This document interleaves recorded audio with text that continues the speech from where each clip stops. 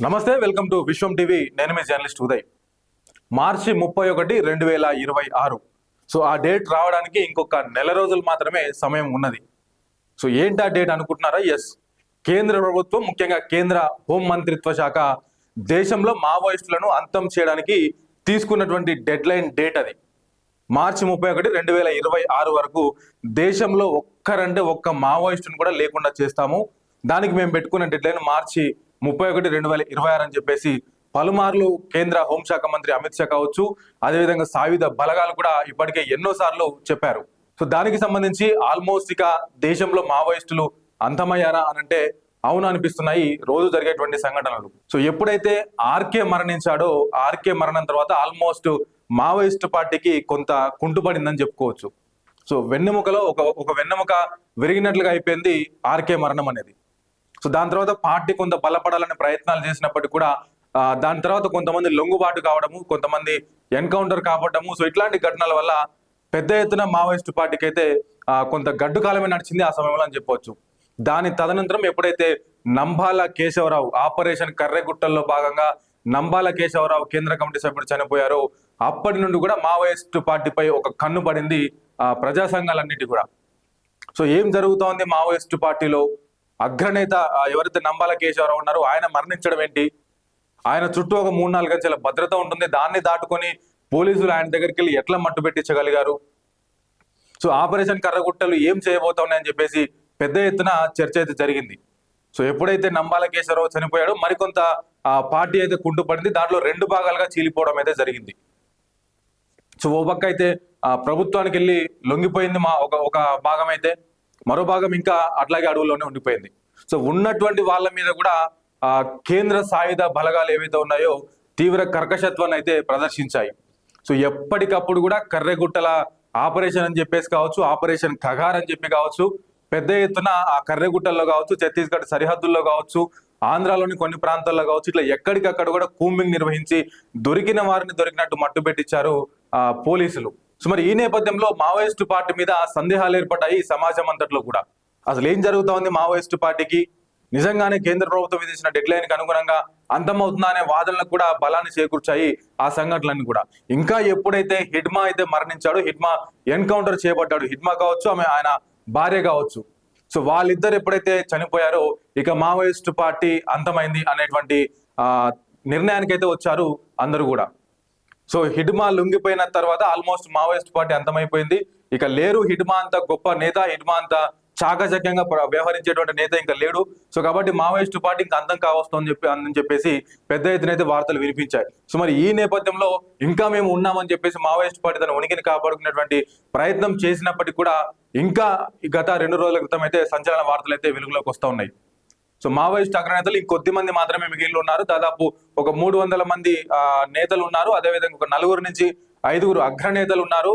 So వాళ్ళు కనుక వచ్చి లొంగిపోతే బాగుంటుందని చెప్పేసి గతంలో రేవంత్ రెడ్డి పోలీసుల సంస్మరణ దిన సందర్భంగా మావోయిస్టులకు పిలిపించారు, వచ్చి జనజీవన స్రవంతిలో కలవండి అని చెప్పేసి.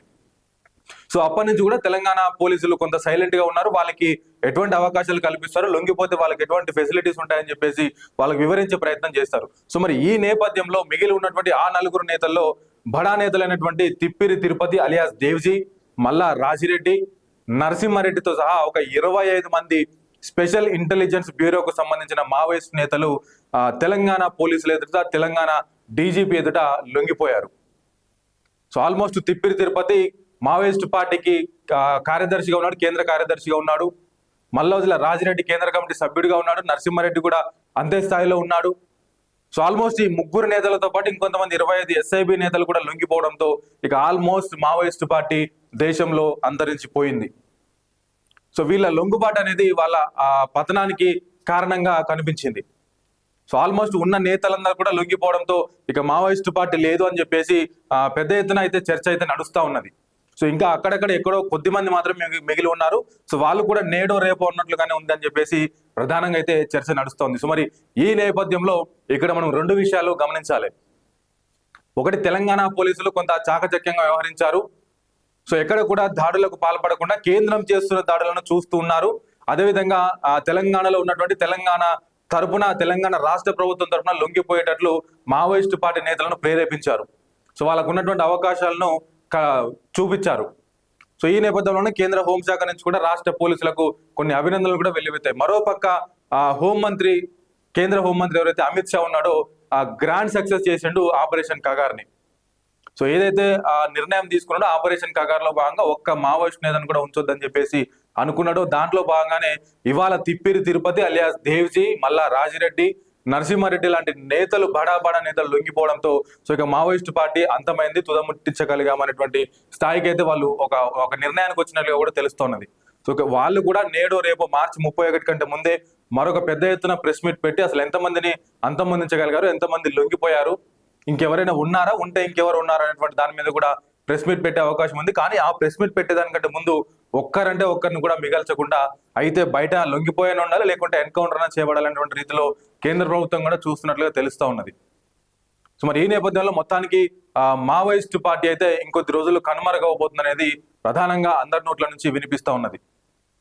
సో మరి దేవిజీ ఏం మాట్లాడబోతున్నాడు, బయటకు వచ్చి ఎందుకు లొంగిపోవాల్సి వచ్చింది, మరోపక్క గణపతి ఎవరైతే ఉన్నారో ఇంకొక పక్క గణపతి ఒక్కడే మిగిలి ఉన్నాడని చెప్పేసి వార్తలు వస్తున్నాయి. ఈ నేపథ్యంలో ఒక పక్క గణపతి విదేశాలలో ఉన్నాడు, దేశం దాటి వెళ్ళిపోయిండు అని కొంతమంది అంటా ఉంటే మరి కొంతమంది లేదు అడవిలోనే ఉన్నాడు ఇంకా అని చెప్పేసి మాట్లాడుతున్నారు. పోలీసులు కూడా అటు సాయుధ బలగాల్లో కర్రెగుట్టల హిల్స్ 2 ఆపరేషన్ అని చెప్పేసి ఏదైతే స్టార్ట్ చేసిందో దాంట్లో భాగంగానే ఇప్పటికే నైట్లలో కూడా అంటే రాత్రి సమయాల్లో కూడా విజన్ లైట్ సహకారంతో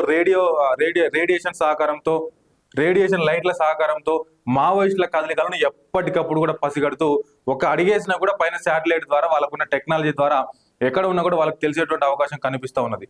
సో మరి ఈ నేపథ్యంలో ఎక్కడికక్కడ మట్టు పెడుతున్న ఈ క్రమంలో ఇట్లాంటి బడా నేతలందరూ కూడా లొంగిపోవడం దేనికి సంకేతం అనేది ఒకసారి చూడాల్సిన అవసరం అయితే ఉన్నది.